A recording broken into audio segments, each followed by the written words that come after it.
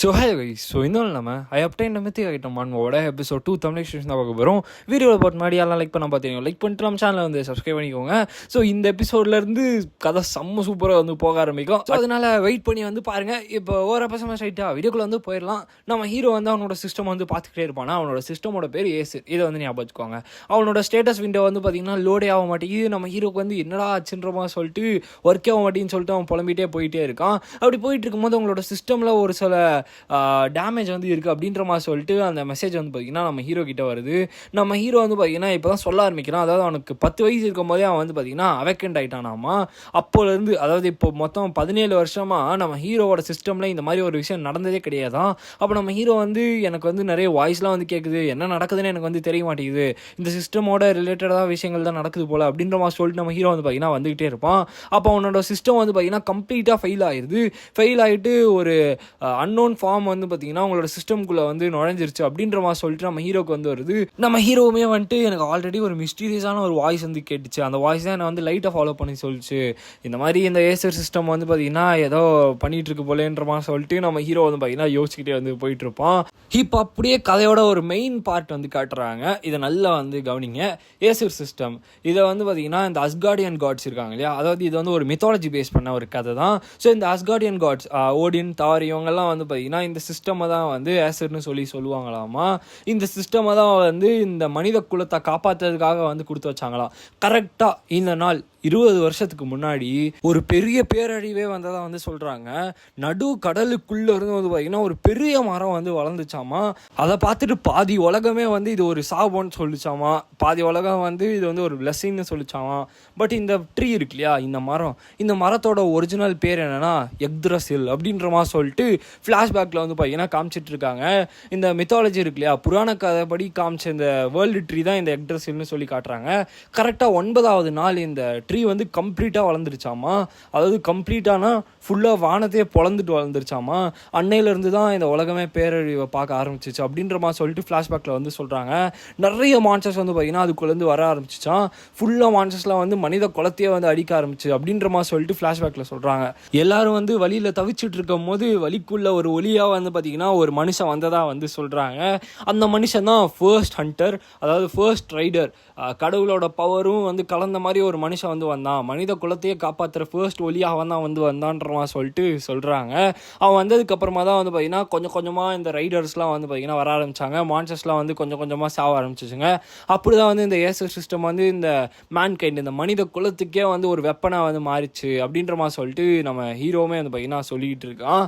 அதாவது இந்த Acer system இருக்கு இல்லையா, இது வந்து இந்த ஹண்டர்ஸ்க்கு இருக்க ஒரு வெப்பனாமா, அதை வந்து ஞாபகம் வச்சுக்கோங்க. பட் நம்ம ஹீரோ வந்துட்டு ஏசர் சிஸ்டம்குள்ளே எதனா சேஞ்சஸ் போயிட்டுருக்கா, என்னால் வந்து புரிஞ்சிக்கவே முடியலன்றமா சொல்லிட்டு அவன் வந்து அப்படியே நடந்து போயிட்டே இருப்பான்.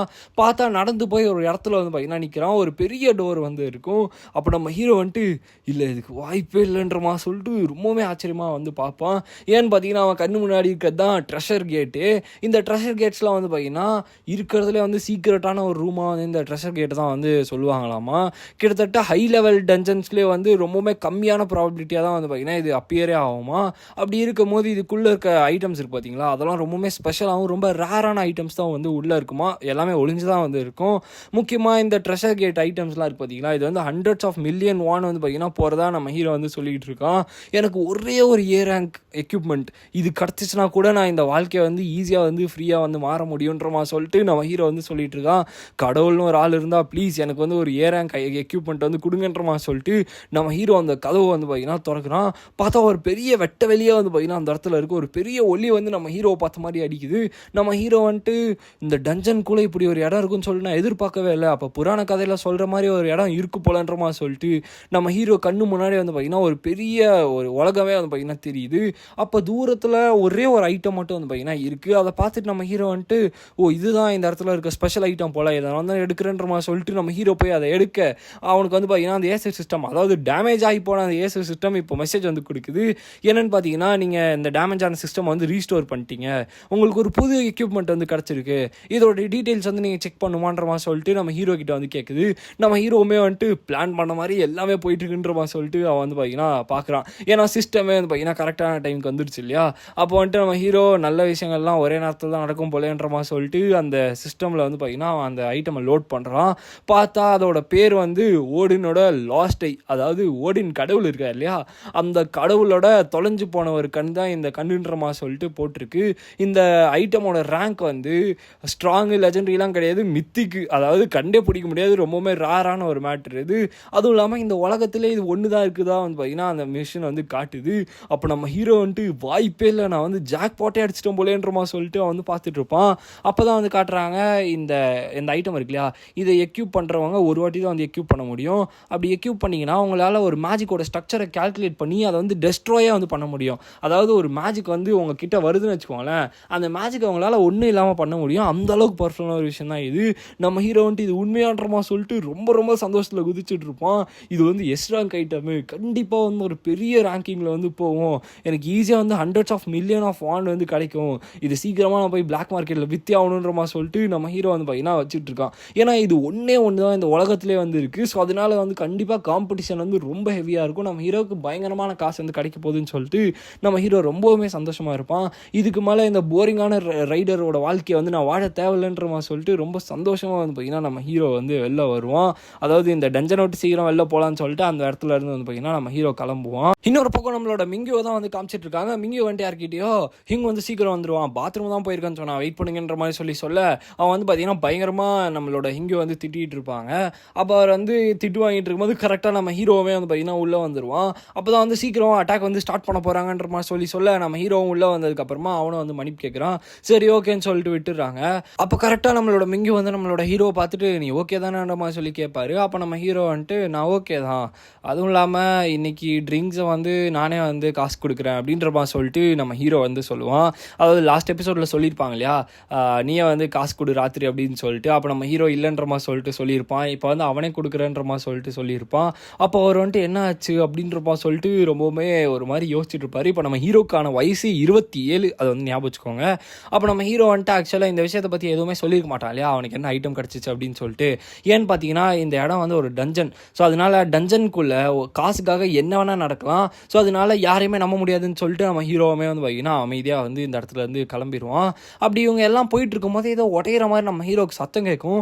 திடீர்னு பார்த்தா அந்த இடத்துல பெரிய மான்ஸ்டர்ஸ்லாம் வந்து சமன் ஆகிற மாதிரி வந்து நம்ம ஹீரோக்கானுக்கு தெரியும். பட் ஆக்சுவலாக மான்ஸ்டர் சமன் ஆகாது, ஒரு பெரிய பாய்சன் கேஸே வந்து பார்த்தீங்கன்னா அந்த இடத்துல ஃபுல்லாக ஃபில் ஆகும். அப்படியே அது இன்னேல் பண்ண நிறைய பேர் வந்து பார்த்தீங்கன்னா அப்படியே அந்த இடத்துல செத்துக்கிட்டு இருக்காங்க. நம்ம ஹீரோ வந்துட்டு இந்த பாய்சனஸ் ஃபாக் எங்கேருந்து வந்துச்சு, இந்த புகை எங்கேருந்து வந்துச்சு, இது இன்னேல் பண்ணால் நான் வந்து செத்துருவேன் இல்லையா அப்படின்ற மாதிரி சொல்லிட்டு நம்ம ஹீரோ வந்து சீக்கிரமாக தப்பிக்கணும்னு சொல்லி பார்ப்பான். அப்படி பார்த்துட்டு இருக்கும் போதே வந்து பார்த்தீங்கன்னா ஒருத்தருக்கு மேலேயும் வந்து பார்த்தீங்கன்னா ஒரு கத்தி வந்து இறங்க ஆரம்பிக்குது. நம்ம ஹீரோக்கு வந்து அப்படியே புரிஞ்சிடுது இது ஆக்சுவலாக வந்து டஞ்சனுக்குள்ளே நடக்கிற பிரச்சனை கிடையாது, இது ஆக்சுவலாக வந்து டஞ்சனுக்குள்ளே இருக்க மான்ஸ்டர்ஸ் பண்ணுற வேலை கிடையாது, வெளியே இருந்து டஞ்சனுக்குள்ளே வந்து ரைடர்ஸ் அசாசினேட் பண்ணுற மர்டர்ஸ் இருக்காங்க இல்லையா, அவனுங்க தான் வந்து உள்ளே வந்திருக்கானுன்றதை நம்ம ஹீரோ வந்து பார்த்தீங்கன்னா கண்டுபிடிச்சிடுறான். இப்போ நம்ம ஹீரோ வந்துட்டு என்னடா பண்ணுறதுன்னு சொல்லிட்டு பார்ப்பான். ஏன்னா இப்போ தான் அவனோட வாழ்க்கை வந்து கொஞ்சம் மாறுற மாதிரி வந்து தெரிஞ்சு, அதுக்குள்ளே என்னடா பண்ணுறது, நம்ம ஹீரோ ஓடி போயிட்டு இருக்கும்போது அவன் பின்னாடி வந்து ஏதோ ஒரு செயின் வர மாதிரி நம்ம ஹீரோக்கு வந்து தெரியும். என்னடா இதுன்ற மாதிரி சொல்லி நம்ம ஹீரோ திரும்பி பார்த்தா ஒருத்தன் வந்து வரான். நம்ம ஹீரோ வந்துட்டு ஜுங் விமன் அப்படின்ற மாதிரி சொல்லி கேட்க, ஹேங் எப்படி இருக்க, நீ இதுலேருந்து தப்பிச்சிருவேன்னு எனக்கு வந்து தெரியும், உன்னை பார்க்கறதுக்காக நான் இன்னைக்கு வரேன்னு சொன்னல, எப்படி கரெக்டாக வந்தேனா அப்படின்னு சொல்லி இந்த ஜுங்விமன் இருக்கான் இல்லையா, அவன் தான் வந்து இந்த இடத்துல வந்து வில்ல மாதிரி வந்து வந்திருக்கான். இந்த இடத்துல இந்த வீடியோ நம்ம ஏன் பண்ணிக்கலாங்க. அடுத்த எபிசோடு என்னோட தாறுமாறான ஃபேவரட்டான ஒரு எபிசோடு, அதனால அடுத்த எபிசோடை மட்டும் மிஸ் பண்ணிடாதீங்க. இந்த ட்விஸ்ட்டை யாரும் எதிர்பார்த்துருக்க மாட்டீங்கன்னு நினைக்கிறேன். இந்த எபிசோடு எப்படி இருந்துச்சுன்றதை கமெண்ட் பாக்ஸில் வந்து கமெண்ட் பண்ணுங்க. அதுவும் இல்லாமல் பழைய மாதிரி அந்த எக்ஸ்ப்ளனேஷன் ஸ்டைல் வந்துருச்சுன்னு நம்புகிறேன்.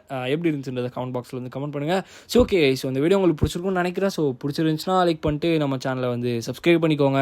ஸோ நெக்ஸ்ட் வீடியோவில் நான் உங்களை வந்து மீட் பண்ணுறேன். So bye guys.